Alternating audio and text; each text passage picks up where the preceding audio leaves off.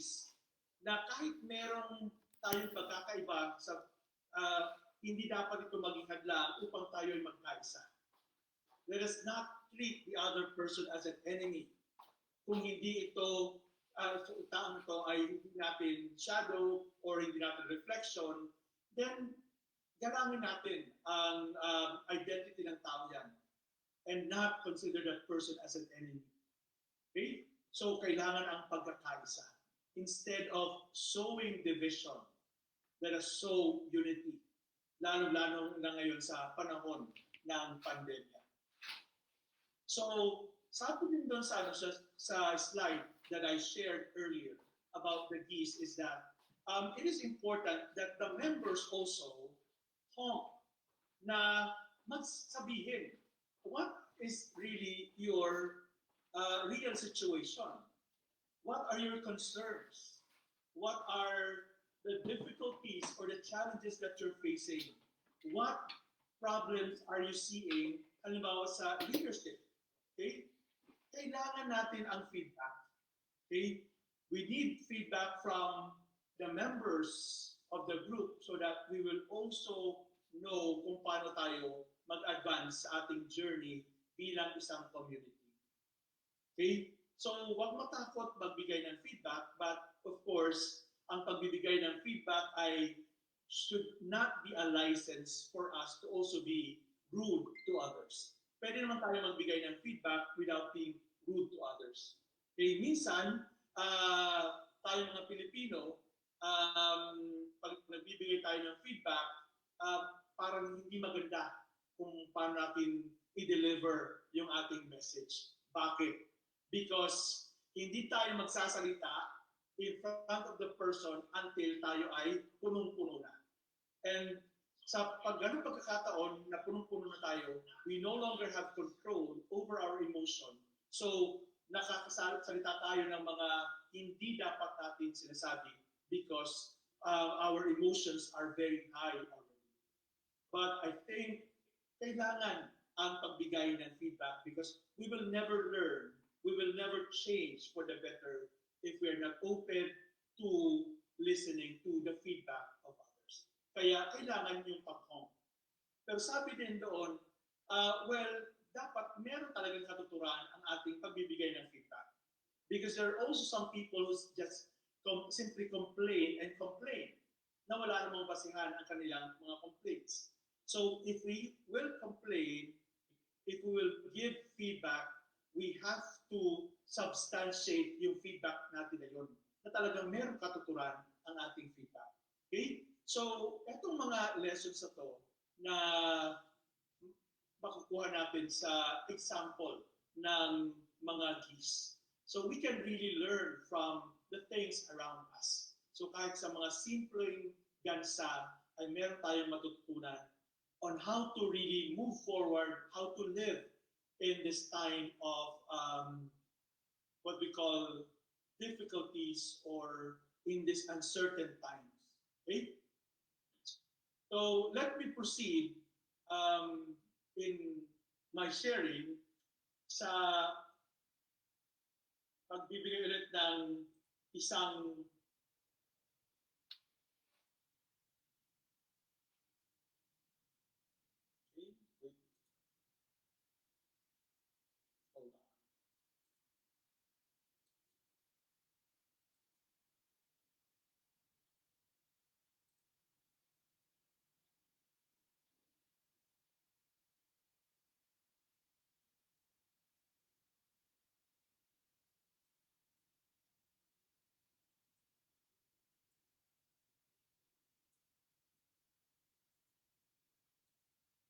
okay.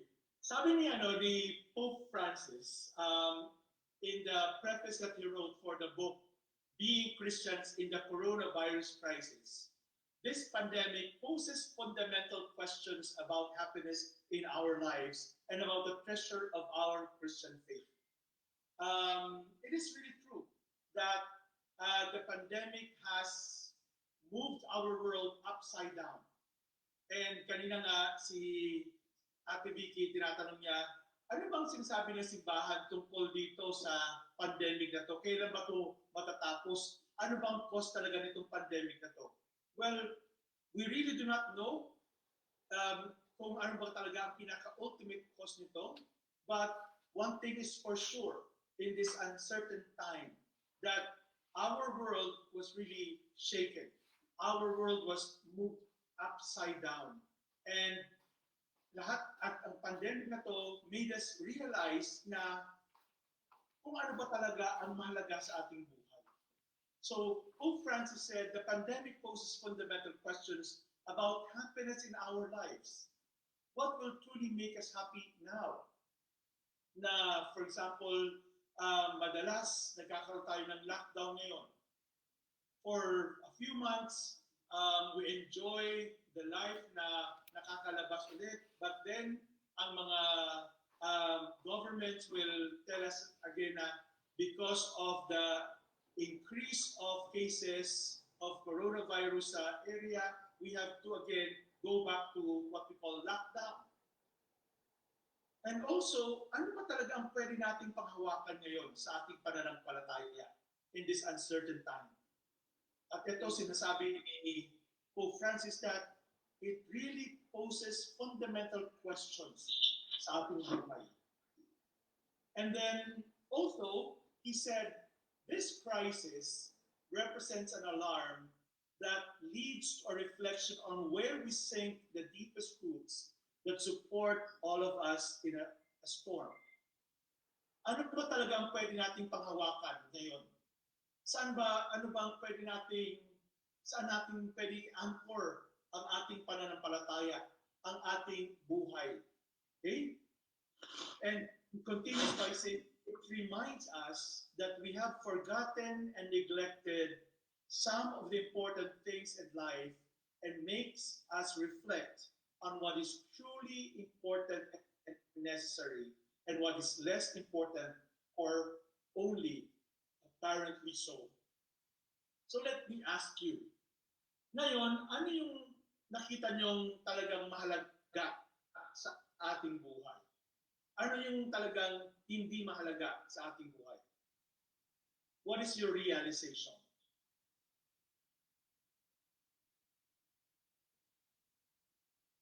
Anong realization ninyo ngayon? Ano ba talaga mahalaga sa buhay? Ano ba talaga mahalaga sa ating pananampalataya? Ano mga hindi mahalaga na akala natin doon ay mahalaga sa ating buhay?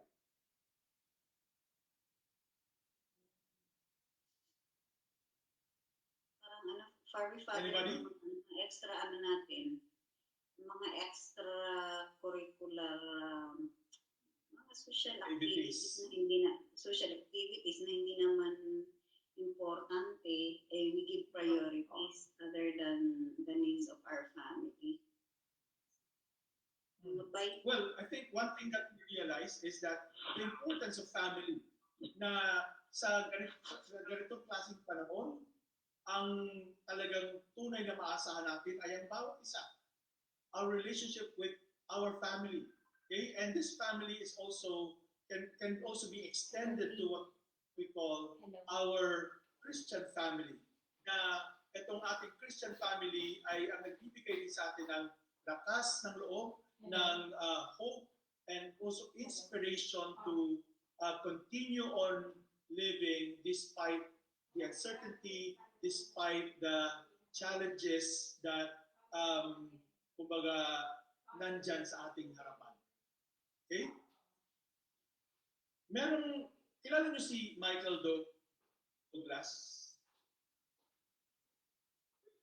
Sino na nakakilala kay Michael Douglas? Siguro kilala niyo pa kasi kilala niyo. Okay? So he's an actor. Pero sabi niya, though we may be socially distant, we are feeling a common sense of vulnerability. Conscience reminds us that no woman, nor man, nor country is an island. So what this pandemic has taught us na kahit tayo ay magkahiwalay physically, we are socially distant. But what we realize now is that we share this common sense of vulnerability, na lahat tayo ay vulnerable. na wala sa atin dito ang talagang totally immune to COVID-19. Merong mga bata, merong matatanda, merong mga people that we, kumbaga, consider to be sila ang less vulnerable doon sa sakit na to, pero tinamaan pa rin ng sakit. Okay? Yesterday, isa sa mga bagong cases dito sa aming town, sa Bulan, isang policeman. But sabi niya, I have been very careful. Parati ako nakasuot ng PPE, parati ako may mask, parati ako may face shield, at yung mga taong nakikita ko, talagang sinisita ko na magsuot ng face mask, magsuot ng face shield, lalo-lalo na kung nasa public place, and then to constantly wash their hands and also lagay ng alcohol. But then sabi niya, I still do not know kung paano ako nakakuha ng sakit na COVID-19. So this pandemic has really made us realize that indeed lahat tayo we share something that is common, and that is our vulnerability. And this common sense of vulnerability also made us realize na walang taong island. Sabi niya, conscience reminds us that no woman, nor man, nor country is an island. Lahat apektado. Okay? Hindi natin pwede sabihin na, ay, yung mga tao lang sa third world countries ang magsasuffer sa sakit na ito. Yung mga nasa first world countries are immune to this because of the advanced technology that they have. Hindi po. Lahat po ngayon ay apektado. Mayaman man na bansa, first world man, o third world man, o mahirap man na bansa, lahat ay naging apektado ng sakit na ito. Okay? So, then, ano ang pwede nating i-foster ngayon? I think pwede natin simulan doon sa common sense of vulnerability that we really need one another, that we really need to communicate, that we really need to unite. Sabi nga, di ba yung battle cry dito sa Pilipinas ay, we heal as one. Okay? We heal as one kasi tayong lahat ay magkakasama sa paghanap ng lunas sa sakit na ito upang we can go back to our life na kung saan we can freely go out and enjoy life. Of course, this pandemic should also teach us kung ano ba talaga ang dapat na ginagawa at anong mga limitations sa ating ginagawa. So this brings me to this point about the Holy Trinity na hindi tayo yung kailangan yung pagkakaisa na kailangan natin i-foster is actually rooted from the Trinity who is in dialogue.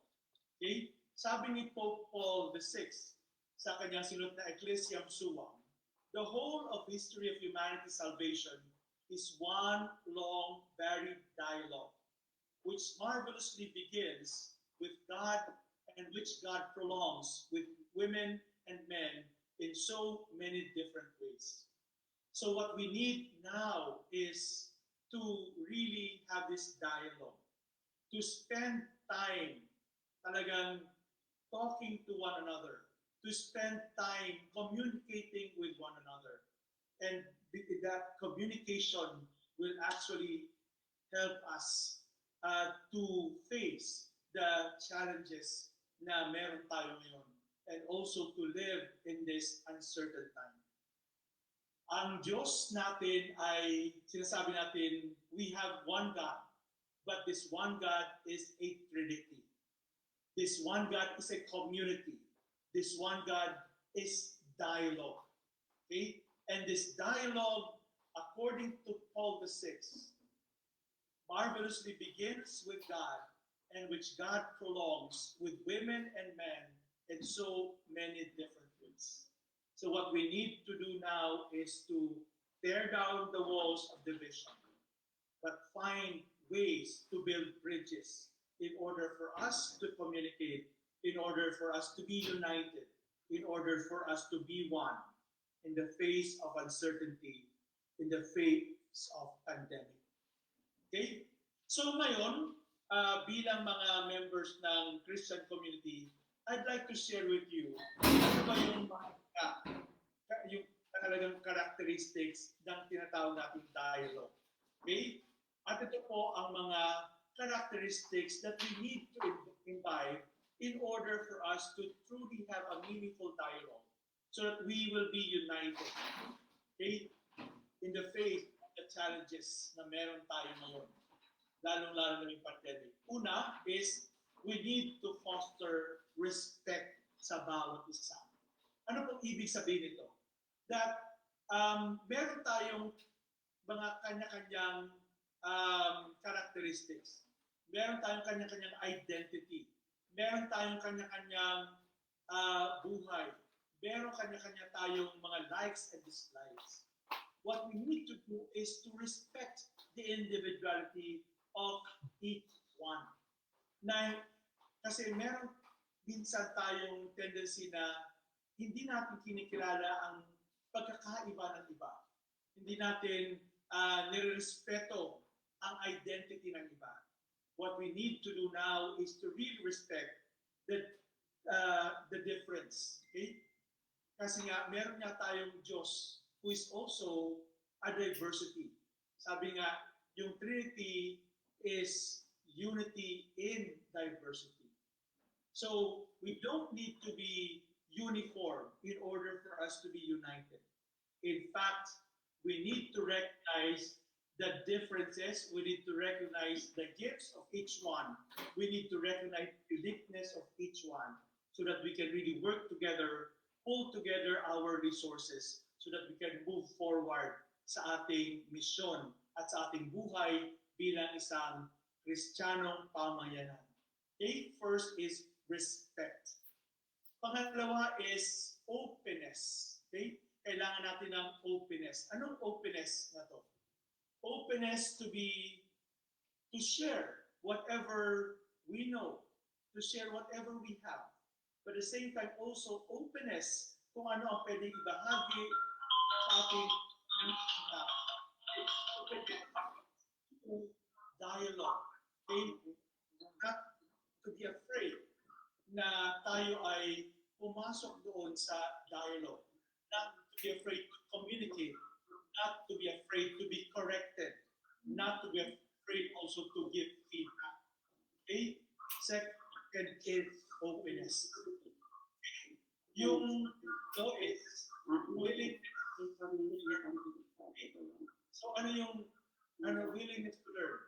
Na kung ikaw ay isang member ng community, even if you're a leader, even if you're a teacher, at yung mga iba sa atin dito ay mga catechist ng community nyo dyan sa Athens. Even if you're the teacher, you still, kumbaga, meron pa rin pwede kang matutunan sa ibang tao. Pwede ka pa rin matutunan even from your student, even from the children that you're teaching. Okay? Maraming bagay na pwede tayong matutunan sa iba. So we should be willing to learn if we want to have a meaningful dialogue. Okay?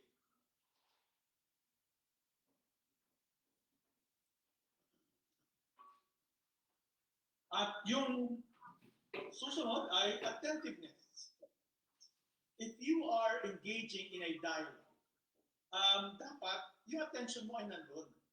Hindi dapat distracted na iba naman ang iyong ginagawa, iba ang talagang yung time mo ay wala doon. Hanggang ngayon, tayo nagkakaroon ng formation. Pag meron nagsasalita sa harap, merong speaker, we need to give our full undivided attention to the speaker so that we will learn from the speaker, so that we will also catch whatever the speaker is saying. Okay? So kailangan ang attentiveness sa ating pakikinig. Okay? So if we want to enter into dialogue, we need to give our full undivided attention. We need to be attentive. Okay? Merong Mali sa spelling. Sorry. Uh,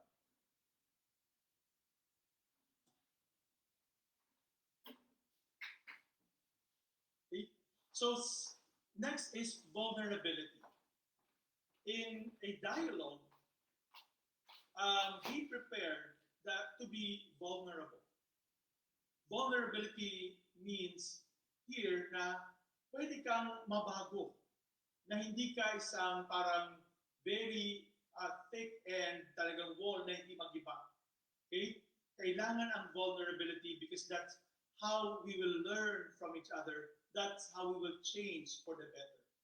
We need to be vulnerable. Okay? Kaya ang ating mga walls, ang ating mga defenses ay dapat na ibaba natin din. Dahil kailangan nandun ang vulnerability. Dahil sa if we are engaging in or if we are really entering into a dialogue, ang tayo we have to be prepared to be vulnerable. Okay? And not be afraid also to show kung saan ba talaga tayo mahina. To accept na tayo ay mahina sa ibang mga aspeto.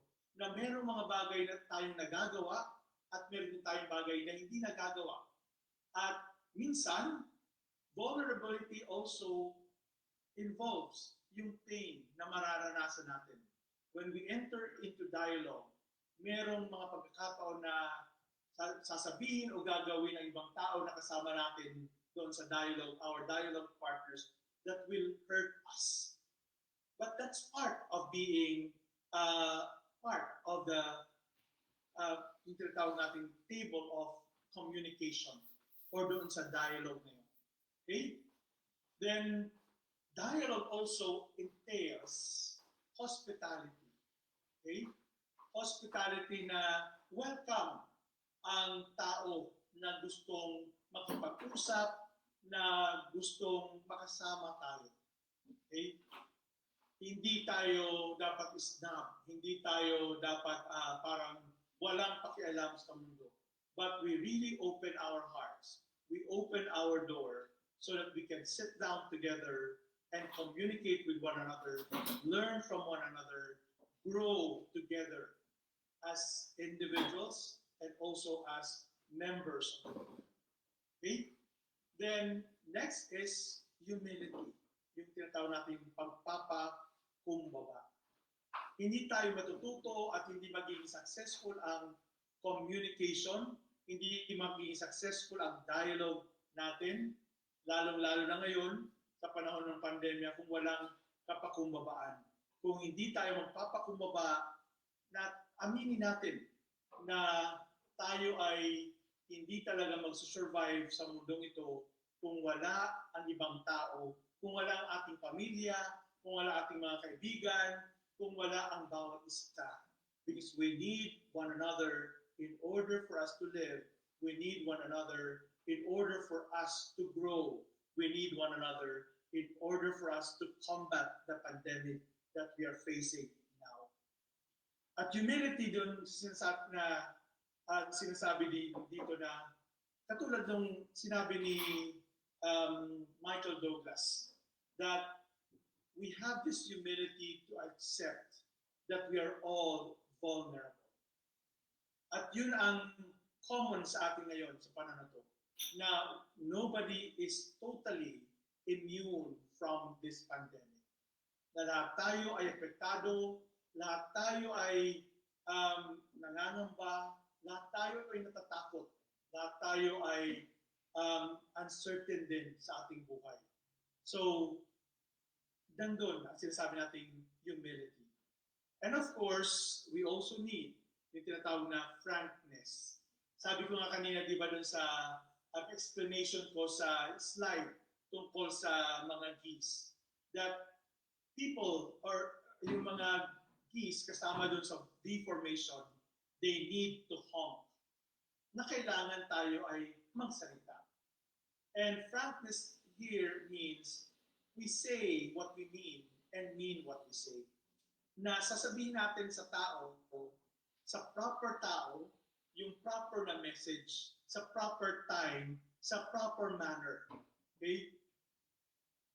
In the proper place din. Okay? We need to be frank. We need to say what we need to say. Okay? Dahil ito ay kailangan upang tayo ay tumubo, tayo ay magkaisa, tayo ay talagang maging matatag sa panahon ng pandemya. Okay? And ito ang ating matututunan sa tinatawag nating dialogue. Okay?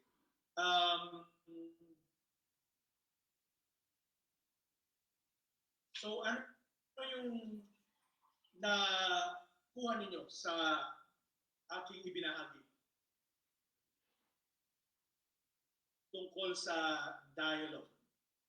So the characteristics of dialogue are respect, openness, willingness to learn, attentiveness, vulnerability, hospitality, humility, and frankness. Okay? So, sa panahon na kung saan tayo humaharap sa pandemya, sa panahon na tayo ay nasa lockdown, sa panahon na uncertain tayo sa mga bagay-bagay, let us foster unity and also yung tinatawag nating dialogue, dahil ito ang tutulong sa atin upang maitawid natin itong buhay natin sa panahon ng pandemya. Any questions?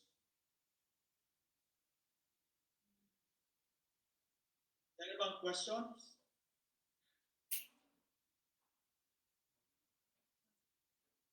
Walang questions?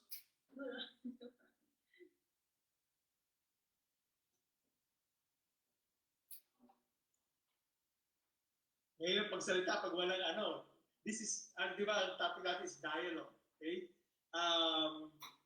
And part of our responsibility as prophets is to enter into dialogue. Okay? So kaya siguro ngayon sa ating formation session din ngayon ay we need to encourage ang bawat isa na sumama na talagang doon sa tinatawag nating dialogue. So since this is a dialogue, I'd like also to hear from you. Otherwise, this will be just a monologue.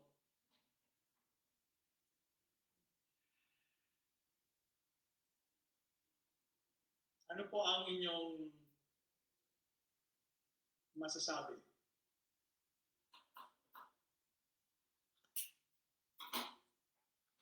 Wala? Tahimik?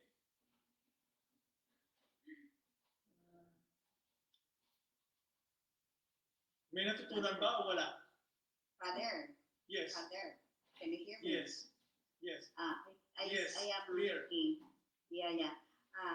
What can you suggest that to help the youth that their questions of their faith of this because of this pandemic?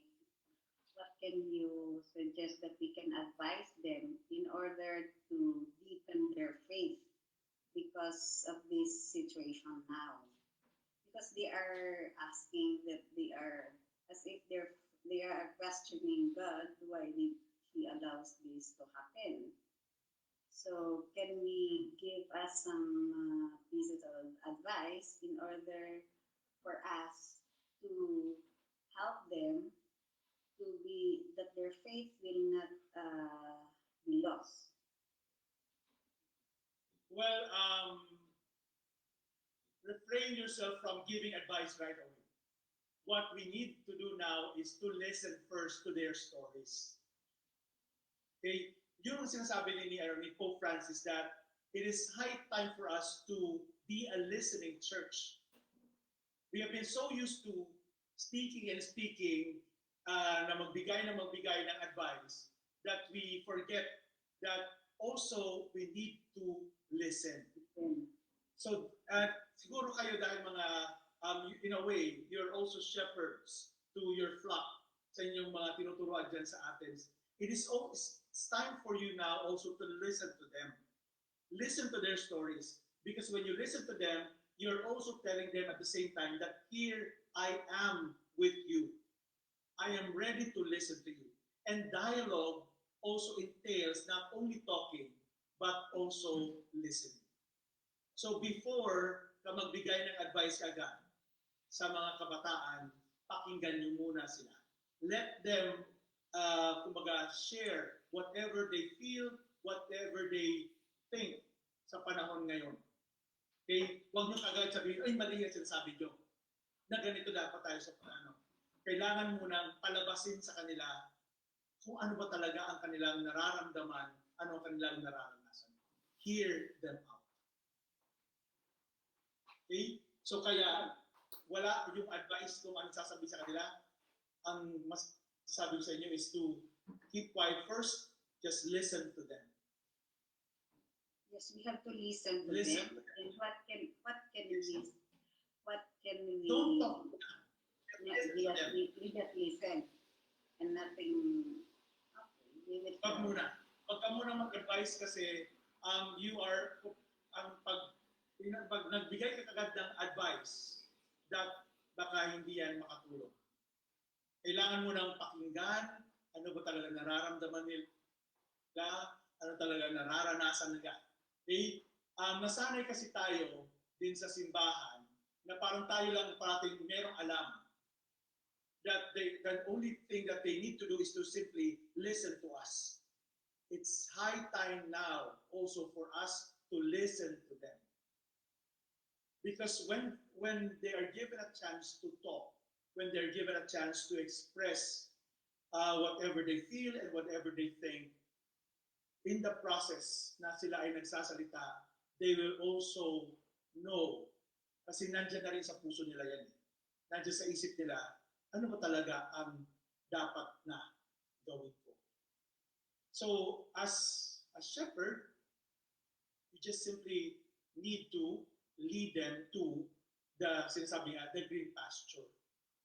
Okay? So, hindi ka agad-agad yung parang usually ginagawa natin, dahil tayo mas nakakatanda, tayo ang katekista, tayo mas nakakaalam, at tayo kaagad ang merong alam. Sabayan lang muna natin sila sa journey.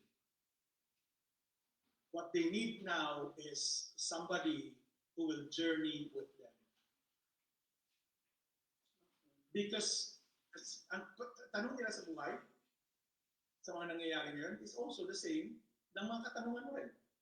Diba? You yourself also do not know kung anong sagot sa mga katanungan mo. You're also groping. So, paano ka, anong ituturo mo sa isang tao na ikaw din mismo ay naghahanap?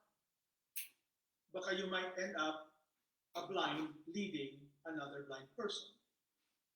So, instead na natulungan, mas lalo tuloy kayo nawala sa landas. Okay?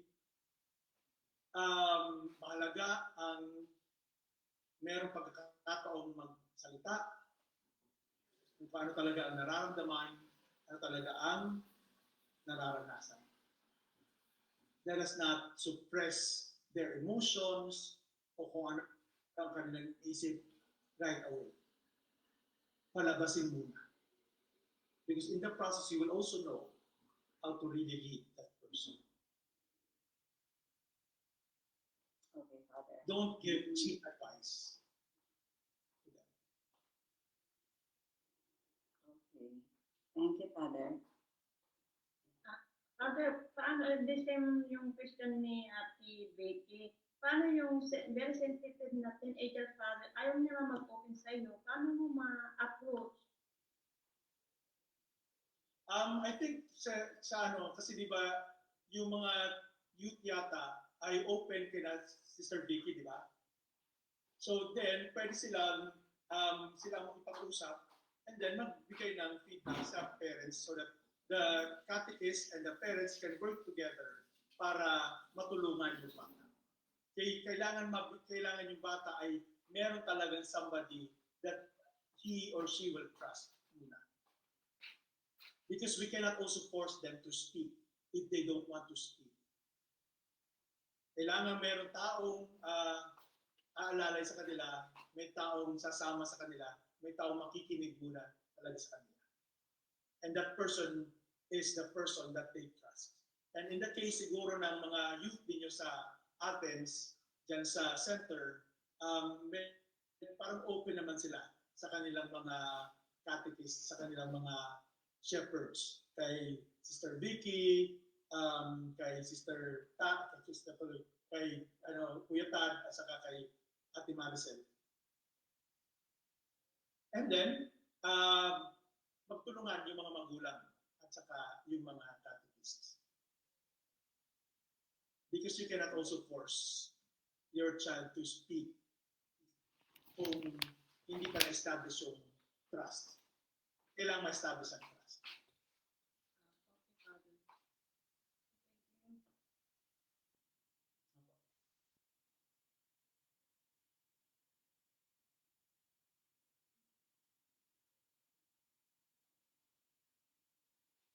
Wala nang katanungan?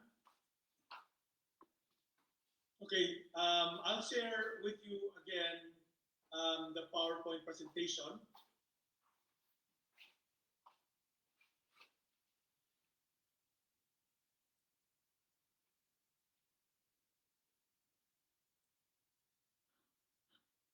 So ano yung images na pwede nating gamitin in order for us to understand what we mean by mission as dialogue sa ngayon? Okay? First image is the image of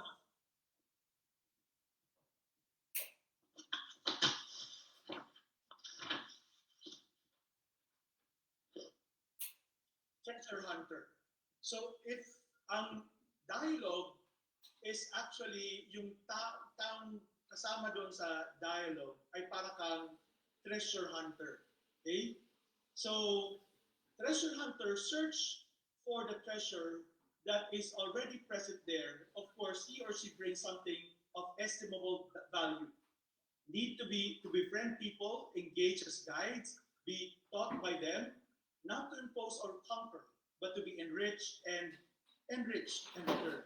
So, ito yung siguro sagot din doon sa katanungan kanina ni Sister Vicky, that as a catechist, as a shepherd, we need to imbibe the characteristic ng isang treasure hunter. Yung treasure hunter, sinabi dito, searches for the treasure that is already present there. So, yung mga kabataan na nagtatanong sa inyo, in fact, they already know their answers to their questions. What you need to do is to help them discover the treasure that they also already have inside them. And not to impose on them kung ano ang dapat na treasure na nandun. Okay? So, search for the treasure that is already present there. Okay? Meron lang nagtanim, for example, na pag-asa. Meron tinanim na pagmamahal. Meron tinanim na magagandang bagay, magagandang ugali doon sa bata na yun, na kailangan lang nila to rediscover what they already have and not to give them, parang impose on them something that is foreign from them. The treasure that they are looking for is already there. Okay? So, already present there. And so, kailangan, sabi dito, need to befriend people. So, for example, ikaw ay isang catechist, ikaw ay isang leader, ikaw ay isang shepherd. You need to befriend, you need to gain the trust of the people, gain the trust of the children, gain the trust of the yung mga batang tinuturuan ninyo. Okay? And pag nandun ang trust, then that's the time that you can actually guide them. Okay?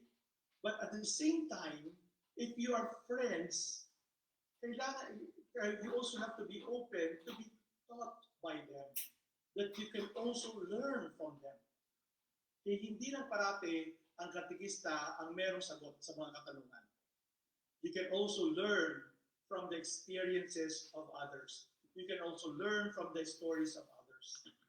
So, ano ang ginagawa dapat is not to impose or conquer, but to enrich, to be enriched, and enrich and return. That's the essence of what we call friendship, of being a treasure hunter. Okay? So also, pwede rin gamitin yung image ng tinatawag na guests. Ano bang guests? A guest is considered to be a blessing in new ways of seeing and understanding. So, as a guest, doon sa mga bata, yung iyong pananaw sa buhay, yung iyong pamamaraan sa buhay, yung iyong example sa buhay can also parang teach yung mga bata ang tinuturuan nyo. Okay? So as a guest, kung welcome guest ka, you will be considered as a blessing to them. Okay? Kailangan din yung tinatawag na graciousness of hosts. Okay? Yung host ay parang nandun yung hospitality ng host kung ang kanilang guest ay talagang na-experience nila somebody who is not a threat, somebody who is a friend, somebody who is a blessing. Okay, so kaya kailangan that we learn and appreciate, we learn from one another and appreciate one another. Kailangan din yung sensitivity at hospitality. Ano yung sensitivity? Kailangan natin pakiramdaman talaga ano ang pinagdaraanan ng mga bata. Ano ang pinagdaraanan ng ibang tao. Ano ang kanilang kalagayan. Before we say or do something, we need to know kung ano ba talaga ang kalagayan ng isang tao. Kasi minsan baka hindi naman kailangan, hindi naman ang hinahanap ng taong yun ang iyong advice. But baka kailangan lang ng tao yun ay merong tao na makikita niya, na mararamdaman niya, na kasama niya sa kanyang paglalakbay. So we need to be sensitive. Okay? And of course, yung tinatawag nating hospitality. Okay? Any questions sa mga characteristics ng dapat nating ma-imbibe if we want to be a shepherd, if we want to be in dialogue, if we want to fulfill our mission ngayon sa panahon na uncertain ang mga bagay-bagay.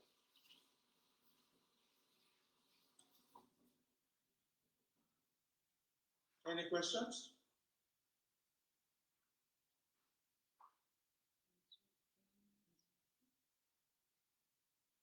Wala?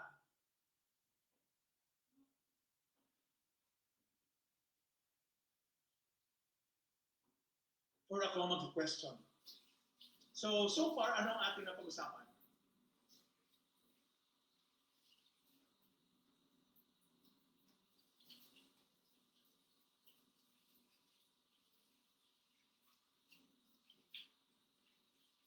Sister Mercy.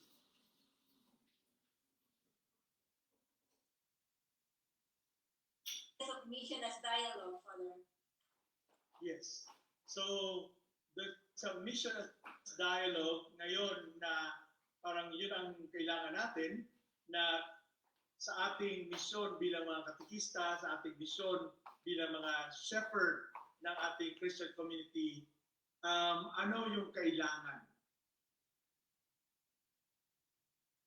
He must be a treasure hunter. Treasure hunter. Anong characteristics ng treasure hunter? You must search the treasure that is present there. You must be friendly to people in order to gain the trust of the children. Di ba yung treasure hunter pupunta sa isang lugar na kanyang hukayin kung anong treasure nandun na. Di ba? Yeah. Sa lugar na yon. Hindi naman yung treasure hunter magdadala ng treasure papunta dun sa lugar. Hindi, kung anong nandun na, yun ang kanyang hukayin. So in the same manner, sa dialogue, sa ating mga mission bilang mga catechist, yung mga bata na ating tinuturuan, they already possess that treasure na merong binigay sa kanila ang Diyos. So what we need to do is to simply help them discover that treasure that they already have there. So instead of imposing sa kanila kung ano yung treasure natin at yung parang ano lang sa tingin natin tama, we just help them discover the treasure that is already there sa kanila. Kaya sabi ko kanina, yung mga bata, halimbawa na merong mga maraming katanungan, yung mga bata na ngayon dumadaan sa, kumbaga, namumroblema din sa kung anong nagaganap ngayon sa ating mundo. Kailangan pakinggan muna natin sila. Talagang totoong pakikinig. Kasi sa kanilang pagkikwento, they will also, in God's grace, they will also discover some treasures na nandun na rin sa kanila. What we need to do is to simply guide them to discover the treasure, to discover the answers that they already have inside.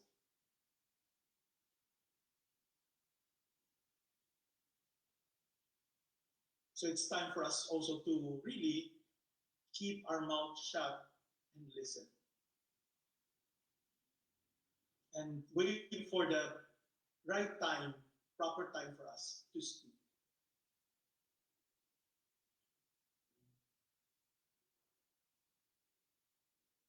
Ano pa po?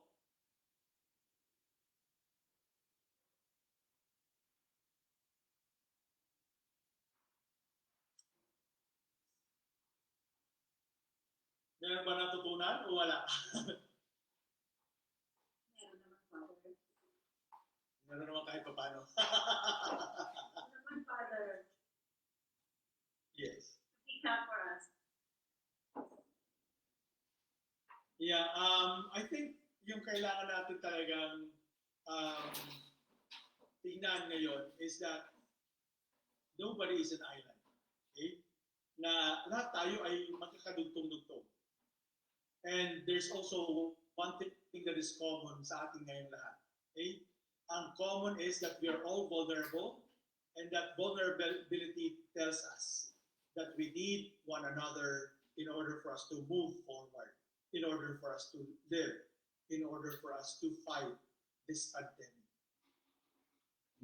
And because we need one another, we should be open to also listen to one another.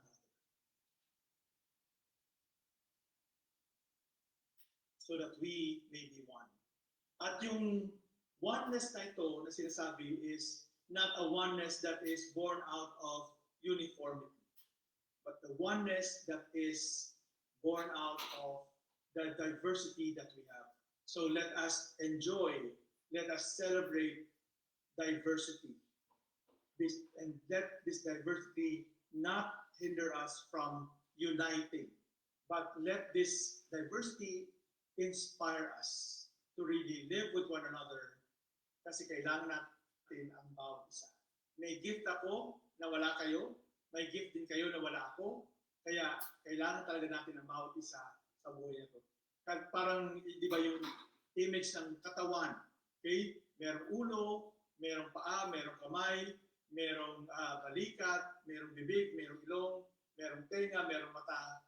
Kailangan natin ang lahat ng ito, ng bahagi na ito, upang ang isang katawan ay maging isang buhay na katawan.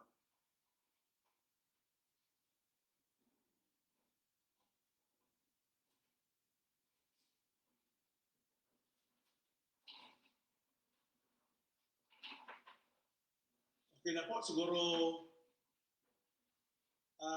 pwede ito sa ngayon. Baka may patcho naman kayo kung maraming pag-usapan natin ngayon. Father, Yes. paano dialogue? Kung yun naman kausap mo, ayaw makipag-dialogue sa iyo, ano bang approach? Ayaw Respect. mag-listen. Yes. We need to respect also the kung ano yung process ng isang tao na yun. Na kasi kung minsan we're ready already to talk, but the other person is not yet ready, we need to respect yung tao na yon kung kailan din siya para maging open sa'yo. But respecting here means also na pakitaan mo ng kabutihan.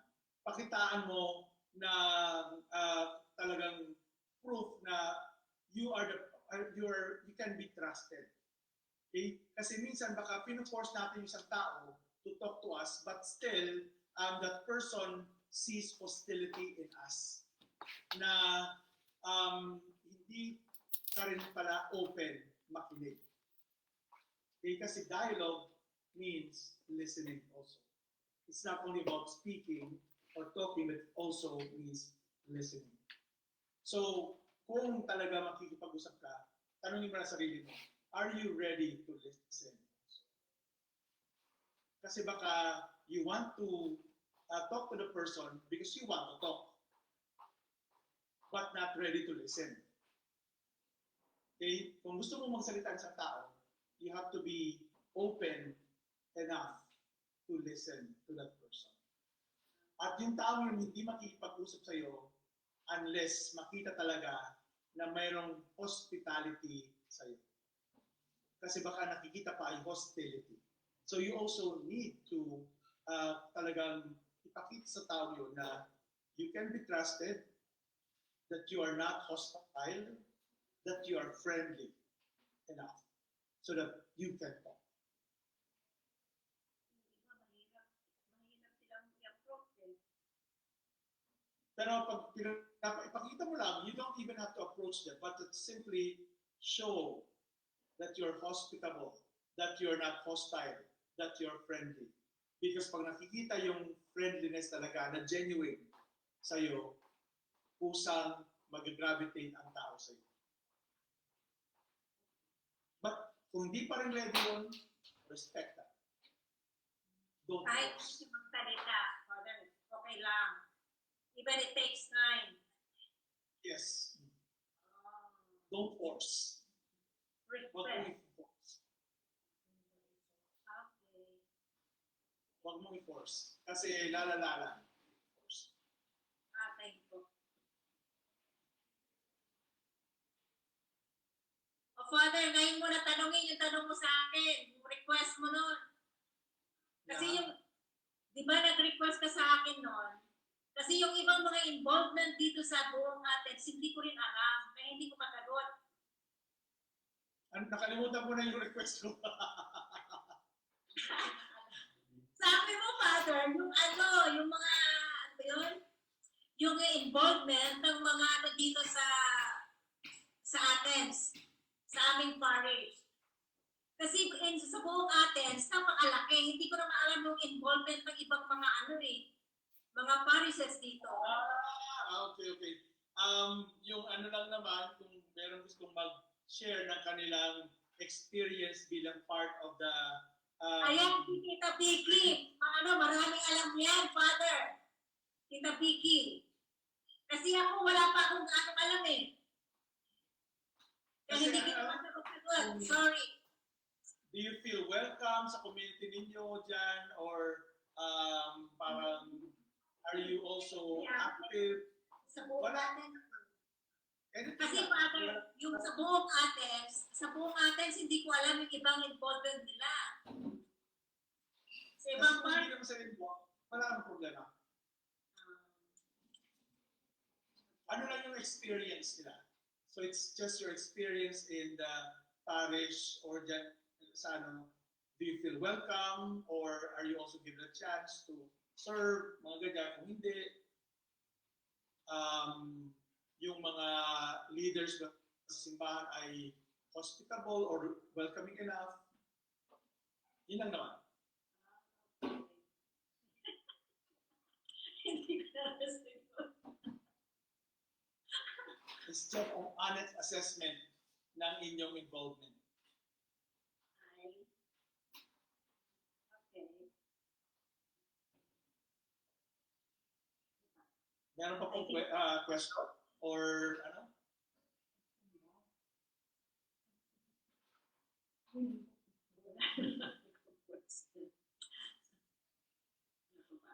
So ngayon po, ang kailangan nating mas lalong tutukan ay yung listening. Learn the art of listening. Learn the art of living. So if we want to be listened to, we need to listen first.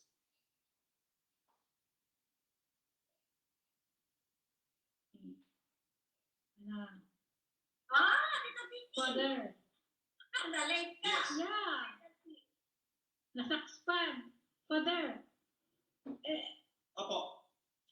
The characteristics of what we mean dialogue is a very important for us, Father. Diba? Especially at this time. Yes. Ako na-touch tong respect and humanity. Diba? Mhm. Kasi kung may respect ka sa isang tao, and this time, at the same time, this what we call this one, the virtue of humility, there is a good dialogue. At mean a good communication with each one. Kasi meron kasing sa atin, as bilang Pilipino, mostly Filipino, hindi natin masabi sa isang tao kasi hindi na alam mo yung being an open mag-open sa sarili Kasi sometimes magsabi ka sa isang tao, negative kasi agad ang dating niya instead of yung bang tulungan sana sa isang tao na this is what you're going to do and then iba ang dating sa kanya, negative. Minsan kasi, Ano gagawin? meron tayong tendency to impose on others kung ano ang tingin natin tama, kung ano ang tingin natin mabuti. I think yung ano lang is to help the person become aware kung ano ba talaga yung tama at mali.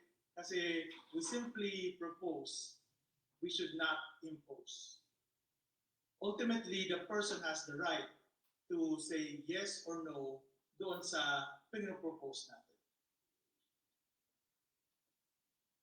Yun ang nakita ko, Father, paano maging you have what we call this one, collaboration to one another, and then may isa or dalawa na sabihan mo na hindi dapat is negative pa rin, hindi yung accept na okay, I will do that, yung parang instead of positive ang response, negative.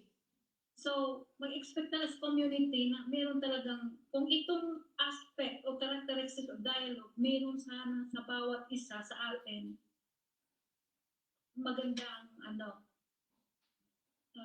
what we call this one, ang community na pinagsamahan. Meron po talagang it will never be a perfect community. Okay? Merong mga taong hirap pagsamahan, merong mga taong mahirap din na talagang makinig, not open enough para sa dialogue. And we cannot force people also na sa ganun. We simply have to show them ang ating humility, ang ating openness din, ang ating care for them, but we can only do so much. Ultimately, we need to respect kung ano ang kanilang gusto sa buhay din. We can never impose.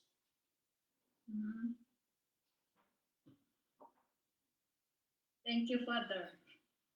Kasi yun ang na-observe ko sa community.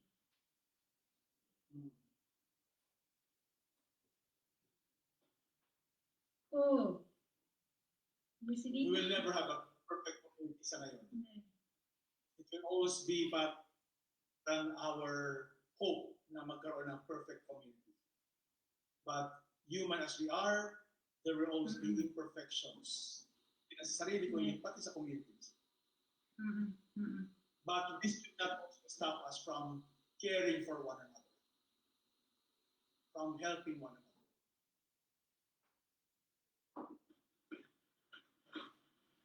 Okay, thank you, Father, for good sharing. So, pwede na magsulo yan. And we will schedule another formation session next 9:43 na dito. Ngayon. Oh my God. Pagkabi na time na, Father. Parang paano ka na. Salamat po. Okay po. Okay. Father, thank you very much. Thank you very much too. My prayer of apology. Yes po, Father.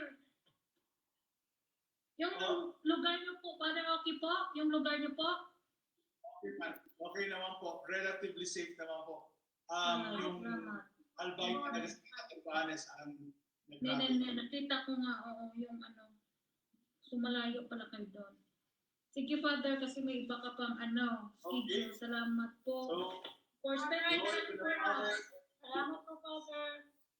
glory to the Father and to the Son and to the Holy Spirit.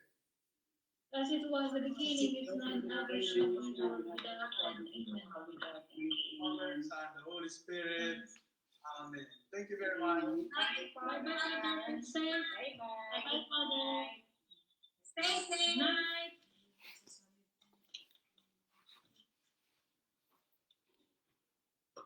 Tita Vicky. Mercedita. Tita Vicky. Oh, mechanic ka na.